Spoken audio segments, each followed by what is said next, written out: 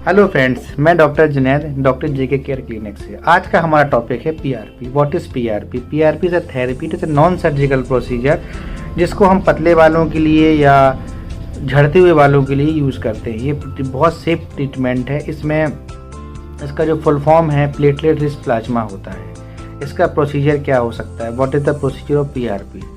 इस प्रोसीजर में पेशेंट जो डोनर है उसके पेशेंट के हाथ से कुछ अमाउंट में ब्लड का सैंपल लेते हैं। उस सैंपल को सेंट्रीफ्यूज मशीन में डाल दिया जाता है। सेंट्रीफ्यूज मशीन का काम क्या होता है? सेपरेशन करने का, सेपरेट कर देता है।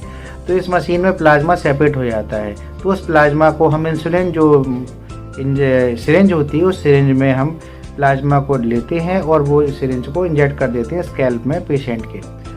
और इसका इसी तरह ये एक बहुत सिंपल सा प्रोसीजर है, इसलिए बहुत सेफ प्रोसीजर कहलाता है।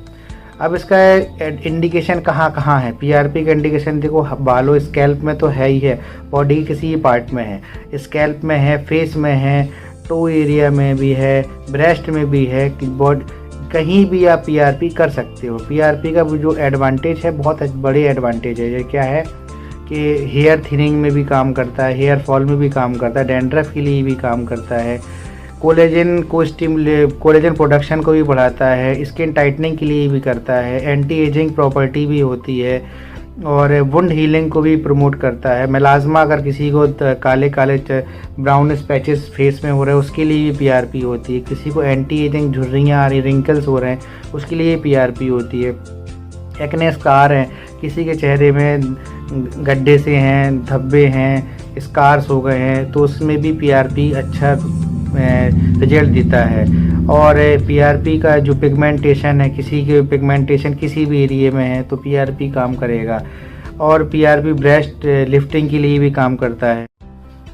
इसका एक एडवांटेज ये भी है कि पीआरपी अगर कोई पेशेंट हेयर ट्रांसप्लांट किए है कि पीआरपी प्रमोट्स करता है हीलिंग के लिए, तो अगर ट्रांसप्लांटेड हेयर है तो उसकी हीलिंग के लिए भी पीआरपी अच्छा काम करेगा।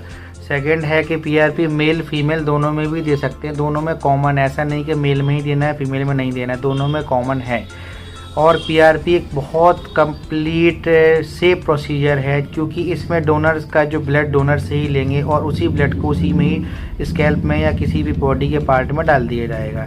तो ये इसमें एलर्जी होने की चांस नहीं बनते, इसलिए ये बहुत सेफ प्रोसीजर है, simple procedure, non surgical procedure है, पेनलेस प्रोसीजर है।